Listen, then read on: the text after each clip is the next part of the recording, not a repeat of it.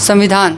देखिए, संविधान शब्द दो शब्दों से मिलकर बना है, सम और विधान। सम का अर्थ है बराबर तथा विधान का अर्थ है नियम कानून, अर्थात वह नियम कानून जो सभी नागरिकों पर एक समान लागू हो, संविधान कहलाता है। संविधान को अंग्रेजी में कॉन्स्टिट्यूशन कहते हैं, जो लैटिन भाषा के कॉन्स्टिट्यूर से मिलकर बना है, जिसका शाब्दिक अर्थ होता है शासन करने वाला सिद्धांत। अर्थात इसके आधार पर हम कह सकते हैं कि संविधान किसी देश की नीतियों एवं सिद्धांतों का संग्रह होता है, जिसके आधार पर उस देश की शासन व्यवस्था को संचालित किया जाता है।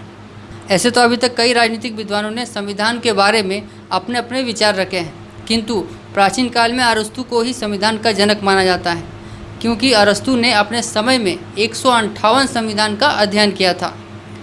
अरस्तु ने संविधान का परिभाषा व्यक्त करते हुए कहा है कि संविधान उस जीवन पद्धति का प्रतीक होता है जो किसी राज्य द्वारा अपने लिए अपनाई जाती है। संविधान के प्रकार यानी टाइप्स ऑफ कॉन्स्टिट्यूशन। देखिए, संविधान के जो प्रकार है उन्हें कुल 8 भागों में विभक्त किया गया है।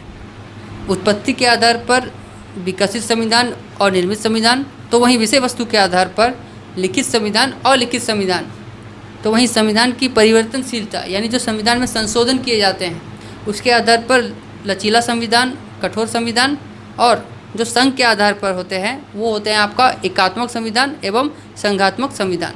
तो इस तरह से देखा जाए तो कुल 8 भाग है संविधान के। अब हम इन 8 संविधान को 1 बाय 1 समझने का प्रयास करते हैं। सबसे पहले हम बात कर लेते हैं उत्पत्ति के आधार पर विकसित संविधान की। विकसित संविधान मीन्स इवॉल्व्ड कॉन्स्टिट्यूशन। वह संविधान जिसका विकास धीरे धीरे हुआ हो, जिसका निर्माण ना किया गया हो, विकसित संविधान कहलाता है। विकसित संविधान का सबसे बढ़िया उदाहरण है ब्रिटेन। ब्रिटेन के संविधान का निर्माण किसी संविधान सभा के द्वारा नहीं किया गया है, बल्कि यह तो वहाँ पुराने जो रीति रिवाज चले आ रहे हैं, जो न्यायालय के या फिर वहाँ के जो भी राजा के निर्णय हैं उन्हीं पर आधारित होते हैं। अगला इसमें है निर्मित संविधान। निर्मित संविधान मीन्स इनेक्टेड कॉन्स्टिट्यूशन। वह संविधान जिसका निर्माण एक विशेष समय पर किसी संविधान सभा के द्वारा किया जाता है तथा जिसे एक निश्चित तिथि पर लागू किया जाता है, निर्मित संविधान कहलाता है। निर्मित संविधान की उदाहरण की बात करें तो ब्रिटेन को छोड़कर अधिकांश देश जैसे अमेरिका, फ्रांस, भारत आदि देशों का संविधान निर्मित संविधान ही है। नेक्स्ट है विषय वस्तु के आधार पर। इसमें जो सबसे पहला आता है वो है लिखित संविधान यानी रिटन कॉन्स्टिट्यूशन। जिस संविधान के अधिकांश प्रावधान लिखित होते हैं उसे लिखित संविधान कहते हैं। ब्रिटेन को अगर छोड़ दिया जाए तो लगभग सभी देशों में लिखित संविधान ही मिलते हैं। याद रखिएगा कि जो भारत का संविधान है वो भी लिखित संविधान ही है, और भारतीय संविधान को विश्व का सबसे बड़ा लिखित संविधान माना जाता है क्योंकि इसमें सबसे अधिक अनुच्छेद हैं। नेक्स्ट है अलिखित संविधान यानी अनरिटन कॉन्स्टिट्यूशन। देखिए, जिस संविधान के अधिकांश प्रावधान अलिखित होते हैं उसे अलिखित संविधान कहते हैं। जैसे ब्रिटेन का संविधान अलिखित संविधान है, वहाँ का संविधान राजा एवं न्यायालय के निर्णय पर आधारित होते हैं। नेक्स्ट है आपका संविधान की परिवर्तनशीलता या संशोधन के आधार पर। इसमें सबसे पहला आता है लचीला संविधान मीन्स फ्लेक्सिबल कॉन्स्टिट्यूशन।